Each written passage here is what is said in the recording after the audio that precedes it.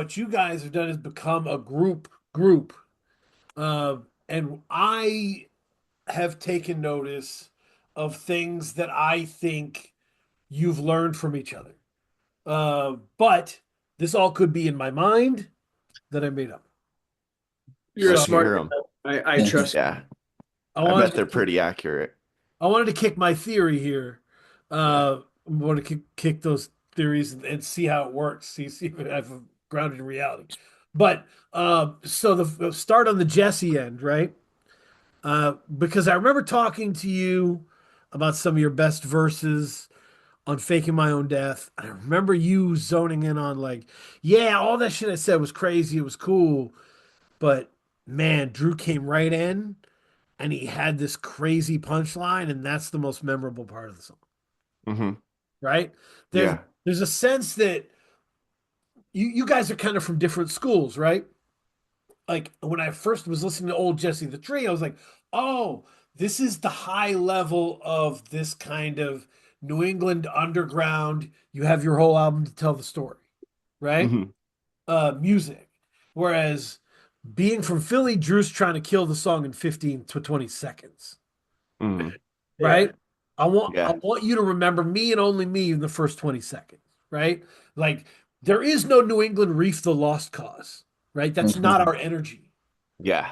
So it's just different, right? So you were running into these things. You had these beautiful images, it's very literary, but Andrew had such high impact punchline stuff Yeah. that you were like, I need to be able to figure out how to compact this and hit harder in the compact Yes. nature. So that's Hmm. that's my thought on where you were evolving.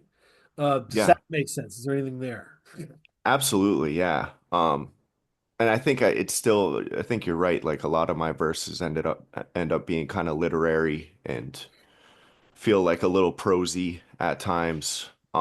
But then yeah, I'll hear something from Drew and it'll just be that one line and it'll really stick with me. There's so many on this album. I'll just like text Drew, and it doesn't have to be like that mind-blowing punchline. It's just something that I'm like, oh man, Drew's just got a way that he writes that's unlike anyone else. Um, Mhm. so definitely, and I think in our back and forth songs where we have a couple on this album, Yeah. and Drew, like Yeah. Drew and Nina, Drew will say, pasta dinner every Sunday night, carry on tradition. Like my grandma's still here in the making gravy under kitchen lights. You know what I mean?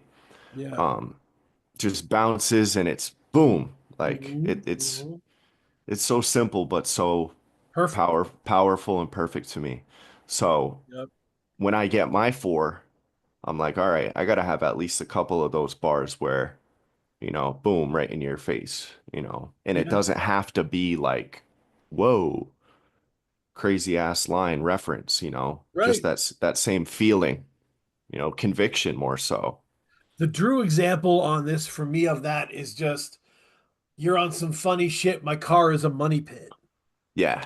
Yeah. Like that just lives in my head. That's just something that everybody can feel, everybody understands. It's just really memorable. And it's Love so that Philly. literary. Yeah, and it's like Yeah. so having being able and they're like I said, I want to be clear. There's nothing wrong with you being literary. I love that Yeah. strength. I think that has helped your process and Drew's process and everyone around you. But as an artist, you're trying to add gears, right, to Mm-hmm. what you can do. And I Mm-hmm. think you isolated that and was like, "Oh, that's my next gear is like the simple line that lives in your heart." Yeah, Yeah. And yeah, that's adding to your game, right? Like if you're looking at basketball, you're playing with a guy and he's got this certain move and maybe you've been doing it a certain way and you feel real good about that. But you're like, maybe if I start watching how he does it, add that to my game once in a while. And if we both have that on our game, um, it's always worth it to see if you can sharpen. Yeah. yeah, Then it's like you're more of a threat together because you are now expanding on what you both can do. Hmm. yeah, yeah. I for Drew, it's a little more gray area. Um, so, but it's so I think before. you were you were always a track shredder, right? And you would have these songs that were very personal and very meaningful to you, right? But Mhm. you did a few gold coins to get there. I love gold coins so much. Weight of the World, buy it. It's Yeah. great. So you would do like five like Andrew bangers, and then this one's personal. And I think you I now you leave your heart everywhere on every song. You leave a piece of yourself on every Mhm. song because and this isn't like Jesse's so heartfelt it made me heartfelt. That it's and because I have this Andrew where I'm weird as fuck, right? And everybody knows so I'm people when they get around me they're comfortable being as weird as they want. They say weird shit they don't tell other people because they feel Yeah. comfortable. I think it's like that with Jesse in the heartfelt emotional range, right? You probably feel a little more comfortable leaving that on that track because he's already done it on his side. So I think you leave a piece of your heart on every song now, which makes you a lot more powerful.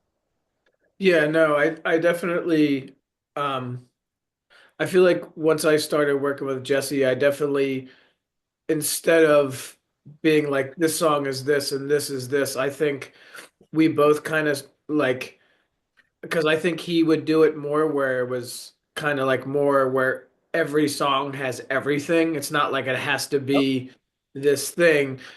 I feel like he was definitely doing that more, and it kind of made me feel like, oh, that's like I don't have to just do this.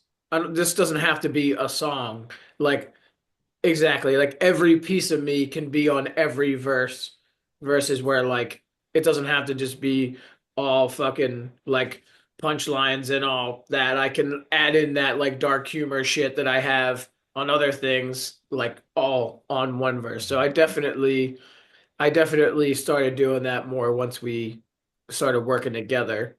For sure, that's a definite. Mm. Yeah, good observations, Dan.